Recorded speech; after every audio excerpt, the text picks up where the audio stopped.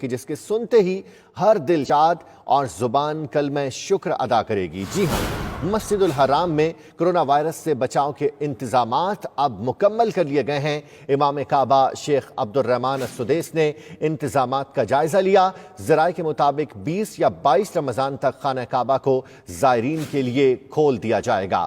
اسی بارے میں آپ کو مزید بھی اپڈیٹ کیا جائے گا۔ دنیا بھر میں پھیلتے کرونا وائرس کے بعد اب ہر سامعین کے لیے ایک دلچسپ اور خوشخبری کی بات یہ ہے، اور ایک ایسی خبر ہے کہ جس سے ہر دل شاد اور ہر زبان کلمہ شکر ادا کرے گی۔ جی ہاں، مسجد الحرام میں کرونا وائرس سے بچاؤ کے انتظامات مکمل کر لیے گئے ہیں۔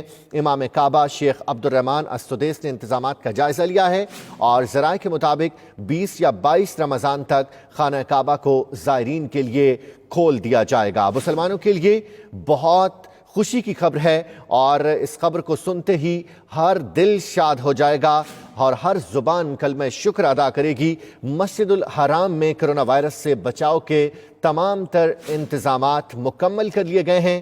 امام کعبہ شیخ عبدالرحمن السدیس نے ان تمام تر انتظامات کا جائزہ لیا ہے۔ ذرائع کے مطابق 20 یا 22 رمضان تک خانہ کعبہ کو زائرین کے لیے کھول دیا جائے گا۔ یہ ایک ایسی خبر ہے، دنیا بھر کے مسلمان اس خبر کا انتظار کر رہے تھے، اور اب آپ کو بتا رہے ہیں کہ مسجد الحرام میں کرونا وائرس سے بچاؤ کے انتظامات مکمل کر لیے گئے ہیں۔